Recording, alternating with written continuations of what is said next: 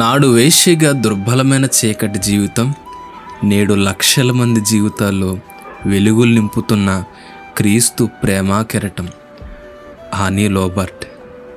ఇది చదివితే ఎంతటి రాతి హృదయమైనా చలించక తప్పదు. కారు చీకట్లు కమ్ముకున్న వేళ శరీరం నుండి ఆత్మ వేరవుతూ అంధకారం వైపు దిగజారుతున్న తరుణంలో అచేతన గొంతుక, యేసయ్యా నన్ను దయచేసి కాపాడు, నువ్వు ఉన్నావో లేదో నేను ఎరుగను, కానీ నాకు మరణించాలని లేదు అని ఆర్జించింది.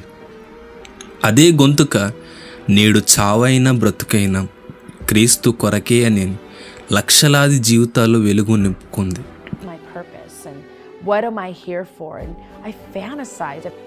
ఒకప్పుడు తన దేహానికి గంటకి రోజుకు రేటు నిర్ణయించి వేశ్యగా బ్రతికిన స్త్రీ నేడు క్రీస్తు కొరకు సాక్షిగా తన దేహాత్మలను సమర్పిస్తూ సాగుతుంది. పూర్తి పేరు ఆనీ లోబర్ట్. 1970లో అమెరికాలోని మిన్నేపోలిస్లో జన్మించిన ఆనీ చిన్నప్పుడే తల్లి ప్రేమకు దూరం కాగా, తన తండ్రి బాధ్యతారాహిత్యం, ఆడపిల్ల అనే అసూయ భావన వల్ల ఆ తండ్రి ప్రేమకు కూడా నోచుకొనలేకపోయింది. తన బాల్యం నుండి ఎన్నోసార్లు తన తండ్రితో ప్రేమగా ఉండాలని, అందరి ఆడపిల్లలాగానే తన తండ్రి తనకు కూడా కావలసినవన్నీ అందించాలని ఆశపడేది. కానీ తన తండ్రి మాత్రం ఎప్పుడూ ఆనీని అసలు కూతురులాగా కూడా చూసుకోలేకపోవడం ఆమె ఆత్మస్థైర్యాన్ని కృంగదీసింది. ఆనీ రోబర్ట్ ఎప్పుడు ఎవరితో ఒకరు ప్రేమగా వాళ్ళతో గడపాలని, ఎవరొకరు ప్రేమను పొందాలని తపన పడేది. హై స్కూల్ విద్యాభ్యాసం చివరి దశలో ఉండగా ఈ బలహీనతలను ఆసరాగా తీసుకొని తన స్నేహితుడొకడు తనతో కొన్ని రోజులు సన్నిహితంగా మెలగడంతో ఆనీ రోబర్ట్ ఆ అబ్బాయిని చాలా ఇష్టపడేది. ఈ క్రమంలోనే తనతో ఒకరోజు గడిపితే మనం పెళ్లి చేసుకొని కలిసి ఉండొచ్చని ఆ స్నేహితుడు చెప్పడంతో తెలిసి తెలియని ఆ అమాయకమైనటువంటి వయసులో అది నిజమని నమ్మి మోసపోయిన తర్వాత ఆ స్నేహితుడు ఆనీ రోబర్ట్ స్నేహితురాలతో కూడా అలాగే మోసం చేశాడని తెలిసి తీవ్రమైన మనోవేదన గురై బాధతో కృంగిపోయింది.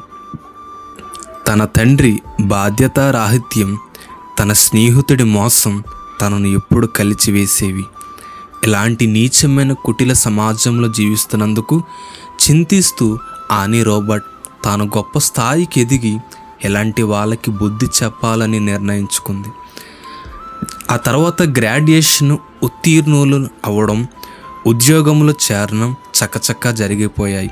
కానీ తన జీవితంలో ఎన్నో తీరని కలలు, బాల్యం నుండి తన అనుభవించిన పేదరికం ఆనీ రోబర్ట్ని ఆశావాదిగా మాత్రమే కాక అత్యాశపర్రాలిగా మార్చేశాయి.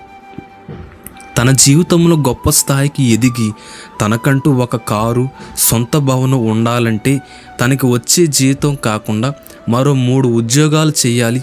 ఇదంతా జరగని పని గనుక ఒక డబ్బున్న ధనవంతుని పెళ్లి చేసుకుంటే తన కోరికలన్నీ తీరుతాయన్న ఉద్దేశంతో దగ్గరలో ఉన్న పబ్బుకు వెళ్ళి అక్కడికి వచ్చే వాళ్ళతో ధనవంతులు తన వైపు త్రిప్పుకోవాలని ప్రయత్నాలు మొదలుపెట్టేది. అక్కడే పరిచయం అయిన ఒక స్నేహితురాలు తన జీవితాన్ని అనుకొని మలుపు తిప్పింది. తన స్నేహితురాలతో తన బాధను పంచుకోగా తాను ఒక పని చేస్తున్నట్టు, ఆ పని చేస్తే డబ్బుకు కొదువు లేకుండా సంపాదించవచ్చని తన వేశ్య వృత్తి గురించి ఆ స్నేహితురాలు చెప్పడంతో ముందు ఆనీ రోబర్ట్ మనస్సులో భయపడినా, కానీ డబ్బుపై, విలాసవంతమైన జీవితంపై తనకున్న మోజుతో అందుకు సమ్మతించి ఒప్పుకుంది. ఆ స్నేహితురాలు చెప్పినట్టు మరనాడు ఆ సమయానికి చెప్పిన ప్రదేశానికి వెళ్ళడంతో ఆ స్నేహితురాలు ఒక చైనా క్లయింట్కి ఒక గంటకి $3.5 అని రోబర్ట్ని ఆ పాపపు వృత్తికి పంపింది. ఆనీ రోబర్ట్ తన అందంతో మరియు నునుపైన మాటలతో మాయ చేసే తత్వం వల్ల ఆమెను చాలామంది కోరుకునేవారు. ఇలా మొదలుపెట్టిన ఆనీ రోబర్ట్ వైశ్య జీవితం కొన్ని నెలల్లోనే రేంజ్ పెరిగి తన రేటు రోజుకి $100గా నిర్ణయించుకుంది. అలా కొంతకాలానికి గంటకి $500గా $1000గా ఆమె 20 ఏళ్ల వయసులోనే నాటికి గంటకి $2000గా ఒకరోజు రాత్రికి $7000గా సంపాదిస్తూ ఎల్లలు లేని పాప వేశ్య జీవితాన్ని విలాసవంతంగా గడిపేది. ఒకనాడు క్లబ్లో పరిచయమైన ఒక వ్యక్తి తనను ఎంతగానో ప్రేమిస్తున్నట్టుగా చెప్పగా ఆనీ రోబర్ట్ తను ఒక వేశ్య అని, ఎటువంటి సంబంధాలు పెట్టుకోవడం ఇష్టం లేదని చెప్పగా ధనవంతుడైన ఆ వ్యక్తి నీకు అపరిమితమైన డబ్బు, విలాసవంతమైన జీవితం, ఏది అడిగితే అది ఇవ్వడానికి సిద్ధం అంటూ ఆనీ లోబర్ని తన జీవిత భాగస్వామిగా ఉండాలంటూ ప్రాధేయపడగా అతని మాటలకి ప్రేమకి ముగ్ధురాలై ఆ వ్యక్తి అతని జీవిత భాగస్వామ్యంగా అంగీకరించింది. మొదట్లో ఎంతో ప్రేమ చూపిన ఆ వ్యక్తి రాను రాను తనలోని రాక్షసత్యాన్ని ప్రదర్శించడంతో ఊహించలేని ఈ పరిమాణానికి తాను తట్టుకోలేకపోయింది. ప్రతిరోజు రక్తాలు కారేలా కొట్టడం, సెక్స్ బానిసగా చిత్రహింసలు గురి చేయడం, భార్య అని కూడా చూడకుండా నెత్తిన గన్ను పెట్టి అసభ్యకర పనులన్నీ తన ఒంటిపై చేయడంతో ఆ బాధను తట్టుకోలేని ఆనీ రోబర్ట్ ప్రతిరోజు పెయిన్ కిల్లర్ మాత్రలు వేసుకోవడానికి అలవాటు పడింది. ఆ వ్యక్తి నుండి విడుదల కోసం ప్రయత్నించగా ఆ తరుణంలోనే తనపై క్యాన్సర్ మహమ్మారి దాడి చేయడం వల్ల బయటకు వెళ్ళి బ్రతకలేని స్థితిలోనికి వెళ్ళిపోయింది.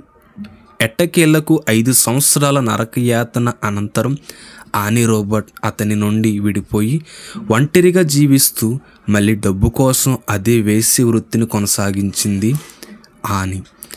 కానీ తన పునర్విభావం పొందుకోలేకపోయింది. క్యాన్సర్ను తగ్గించడం కోసం చేసే కీమోథెరపీ చికిత్స వల్ల తన జుట్టంతా రాలిపోవడం, తను అందవిహీనంగా మారిపోవడంతో క్లయింట్స్ ఎక్కువగా తన కోసం ముందల ఆసక్తి చూపలేకపోయేవారు. ఇలాంటి విపత్కర పరిస్థితుల్లో ఏం చేయాలో తోచని అయోమయానికి లోనే డ్రగ్స్కి బానిసగా మారిపోవడంతో తన సంపాదన మొత్తం డ్రగ్స్ని సేవించడానికి ఖర్చు పెట్టేది. ఇలానే తను పూర్తిగా అందవిహీనంగా మారిపోతూ తన రోజు ఆరోగ్యం క్షీణిస్తున్న వేళ ఒకనాడు అధిక మోతాదులో డ్రగ్స్ సేవించి అకస్మాత్తుగా ప్రాణాపాయ స్థితికి చేరుకోగా తనని కాపాడేవారు కరువయ్యారు. అప్పుడు ఆనీ రోబర్ట్ తానున్న అచేతన స్థితిలో పూర్తి అంధకారంలోనికి వెళుతున్నట్టుగా, భయంకరమైన చీకట్లు కమ్ముకుంటున్నట్లుగా, తన ఆత్మ గుహలాగా ఉన్న కట్టిక చీకట్లోనికి వెళుతున్నట్లుగా గ్రహించి భయంతో బ్రతకాలన్న ఆశతో తానున్న ఆ పరిస్థితిలో తనకి ఉన్న ఏకైక అవకాశం దేవుడు, దైవాన్ని ప్రార్థించాలని ఉద్దేశించి, యేసయ్యా నువ్వు ఉన్నావో లేదో నాకు తెలియదు, కానీ నాకు చనిపోవాలని లేదు, దయచేసి నన్ను కాపాడు అని తనలో తాను ప్రాధేయపడింది. అంతలోనే అంబులెన్స్ రాగా కొన్ని గంటల చికిత్స అనంతరం హాస్పిటల్ బెడ్పై ఆనీ రోబర్ట్ కళ్ళు తెరవగానే దేవుడు నీతో లేకపోతే నువ్వు అసలు బ్రతికేదానివి కాదు అన్న డాక్టర్ల మాటల స్వరం వినిపించగానే ఆ దేవుడే నా ప్రార్థన విని నన్ను బ్రతికించిన యేసు అని తనలో తను తలంచి తీక్షణంగా చూస్తున్న వేళ తనపై అద్భుతమైన వెలుగు ప్రకాశించడం, తన శరీరము ఆత్మ పూర్తి శాంతి సమాధానంతో నిండిపోవడం గ్రహించిన ఆనీ రోబర్ట్ తన జీవితంలో ఇలాగ ఎప్పుడు జరగలేదని దేవుడు తనకి రెండవ జీవితాన్ని అనుగ్రహించడాన్ని గ్రహించింది. ఇక ఆనాటి నుండి బైబిల్ చదవడం ప్రారంభించిన ఆనీ రోబర్ట్ చర్చి వెళ్దామని ప్రయత్నించిన తనను వేశ్యగా ముద్ర వేసి నీచమైన హేయకరమైనటువంటి పనులు చేసేటువంటి ఈమెని అవమానపరుస్తారన్న ఈ సమాజం ముందుకు రావడానికి భయపడేది. బైబిల్ పఠనం మరియు ప్రార్థన జీవితంలో ఆత్మీయంగా దృఢంగా కొనసాగుతున్న సమయంలో ఓ సందర్భంలో తాను పరిశుద్ధాత్మతో నిండుకున్నదై దేవుని స్వరం ఇలాగూ ఆనీతో మాట్లాడడం సాగింది.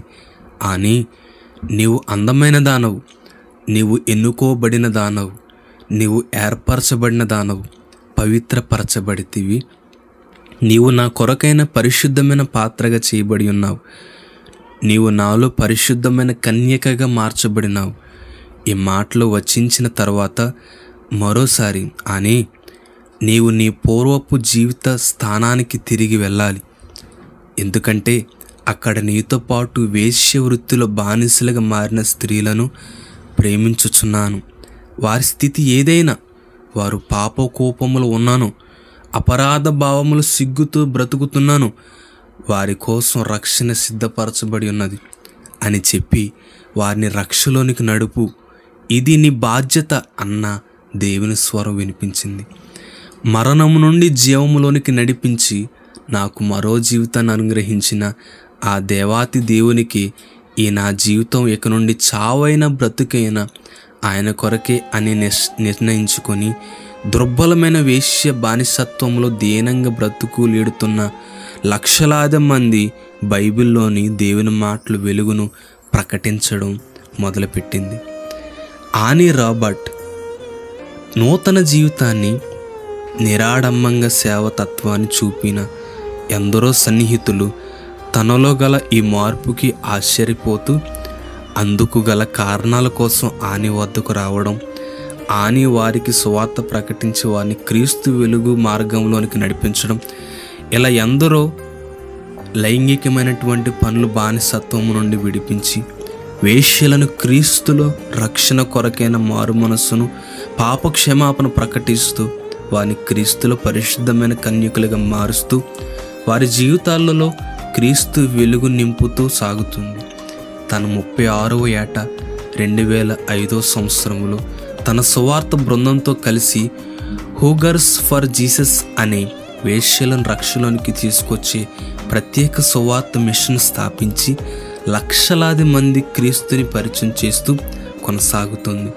2009లో తన వీణ వాయిద్య కళాకారుడైన ఓజో ఫాక్స్ని పెళ్లి చేసుకొని ఆధ్యాత్మికమైన వివాహిక జీవితాన్ని ప్రారంభించింది. 2014లో మీడియాతో ఇచ్చిన ఇంటర్వ్యూలో తన జీవితాన్ని 14 నిమిషాల్లో మాటల్లో పంచుకున్నా అని రోధిస్తూ మాట్లాడిన తీరు చూస్తే ఎంతటి రాతి హృదయమైన చలించక తప్పదు. ఎవరితో అయినా ఆని తన జీవితం గురించి చెప్పే మాటలు 3 అవి ఆమె మాటలో ఆమె భాషలోనే చూద్దాం. Strong compassion, this deep, not sympathy, but just this Jesus compassion. It's kind of like the woman in John 8, the woman in adultery, where he saw her in the street and everyone wanted to stone her. I'm that person, I feel like, that holds the stones back and say, ప్రియ సహోదరి సహోదరుడా, గాఢాంధకారపు చీకట్లు నీ జీవితాన్ని చుట్టుముట్టాయేమో, పాపపు ఊబి నిన్ను బయటికి రానవ్వకుండా పట్టుకుని ఉన్నాయేమో, అపరాధ భావంతో కృంగిపోతున్నవేమో, మరణ ఛాయలు నిన్ను అణిచివేస్తానేమో. నీ కొరకే ఈ ఆనిబట్ జీవితం. ఒకే ఒక్కసారి యేసయ్య నన్ను నీలో బ్రతికించు అని ప్రార్థించగలవా? నేడే ప్రభు నీ జీవితాన్ని మునుపెన్నడూ లేని, మరెవ్వరు ఇవ్వలేని శాంతి, సమాధానం, పవిత్రమైన జీవితాన్ని దేవుడు అనుగ్రహించడానికి సిద్ధంగా ఉన్నాడు. ఆమేన్.